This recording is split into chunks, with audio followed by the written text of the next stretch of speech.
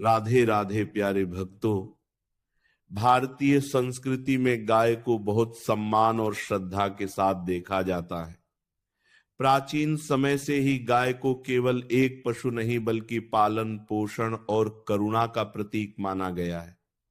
ग्रामीण जीवन में गाय का महत्व और भी अधिक रहा है, क्योंकि उससे मिलने वाला दूध, दही और घी लोगों के जीवन का महत्वपूर्ण हिस्सा रहा है। यही कारण है कि भारतीय परंपरा में गाय को गौ माता कहकर संबोधित किया जाता है और उसके प्रति सेवा और सम्मान की भावना रखी जाती है। कई धार्मिक अवसरों पर लोग गाय को भोजन कराना, उसकी सेवा करना और उसके प्रति कृतज्ञता व्यक्त करना शुभ मानते हैं। चैत्र नवरात्रि का पर्व भी भारतीय संस्कृति में अत्यंत पवित्र माना जाता है। यह वह समय होता है जब लोग माता दुर्गा की पूजा करते हैं और अपने जीवन में सकारात्मक ऊर्जा लाने की कामना करते हैं। नवरात्रि के 9 दिन भक्ति, संयम और आत्मचिंतन के लिए महत्वपूर्ण माने जाते हैं। इस दौरान कई लोग व्रत रखते हैं, पूजा पाठ करते हैं और जरूरतमंदों की मदद करने का प्रयास करते हैं। यह समय केवल धार्मिक अनुष्ठानों का नहीं बल्कि मन और व्यवहार को भी बेहतर बनाने का अवसर माना जाता है। कई जगहों पर यह परंपरा सुनने को मिलती है कि नवरात्रि के दिनों में सुबह उठकर गाय को भोजन कराया जाए। इसका मूल भाव यह होता है कि हम प्रकृति और जीव जंतुओं के प्रति दया और करुणा का व्यवहार करें।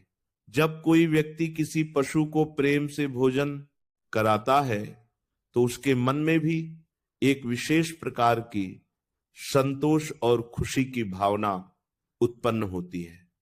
यह भावना हमें यह याद दिलाती है कि जीवन केवल अपने लिए जीने का नाम नहीं बल्कि दूसरों के प्रति दया और सहयोग की भावना रखने का भी नाम है।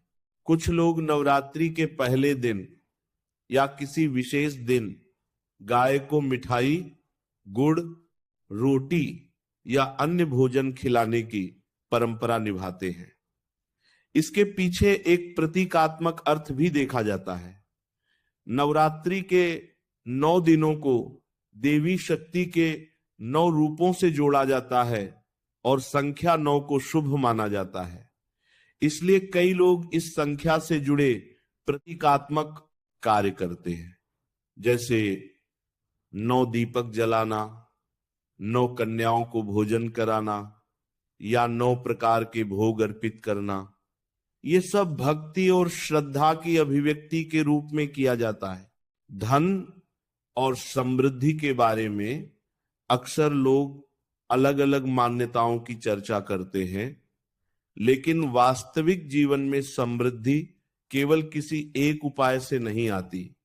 जीवन में आर्थिक प्रगति के लिए मेहनत, ईमानदारी, सही योजना और धैर्य बहुत आवश्यक होते हैं। पूजा पाठ और धार्मिक परंपराएं व्यक्ति को मानसिक शक्ति और सकारात्मक सोच प्रदान कर सकती हैं, लेकिन साथ ही कर्म और प्रयास भी उतने ही महत्वपूर्ण होते हैं। जब व्यक्ति श्रद्धा के साथ मेहनत करता है और अपने काम को पूरी लगन से करता है तो धीरे धीरे उसे अपने प्रयासों का फल भी मिल सकता है। गाय को भोजन कराना भी कई लोगों के लिए सेवा का एक माध्यम है। जब हम किसी जीव की सेवा करते हैं तो हमारे भीतर करुणा और दया की भावना बढ़ती है। यही भावना समाज को अधिक संवेदनशील और सहयोगी बनाती है। अगर हम केवल अपने लाभ के बारे में सोचें तो जीवन में संतुलन नहीं रह पाता, लेकिन जब हम दूसरों के लिए भी कुछ अच्छा करने की कोशिश करते हैं तो जीवन में संतोष और खुशी का अनुभव होता है। नवरात्रि का पर्व हमें यह भी सिखाता है कि जीवन में अनुशासन और संयम का महत्व कितना अधिक है। इन 9 दिनों में कई लोग अपनी दिनचर्या को अधिक संतुलित बनाने की कोशिश करते हैं। वे समय पर उठते हैं, पूजा करते हैं, हल्का और सात्विक भोजन करते हैं और अपने विचारों को सकारात्मक रखने का प्रयास करते हैं। यह सब केवल धार्मिक अनुष्ठान नहीं, बल्कि एक स्वस्थ और संतुलित जीवन शैली की ओर भी संकेत करता है।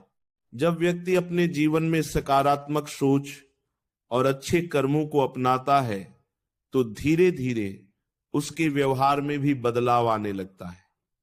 वह अधिक धैर्यवान, शांत और जिम्मेदार बन सकता है। यही गुण आगे चलकर उसके जीवन की प्रगति में सहायक हो सकते हैं।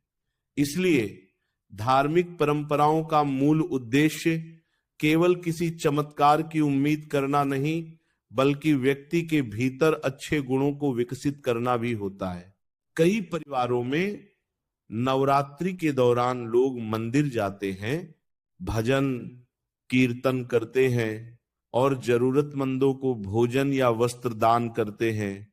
यह सब समाज में सहयोग और करुणा की भावना को बढ़ाने का एक सुंदर तरीका है।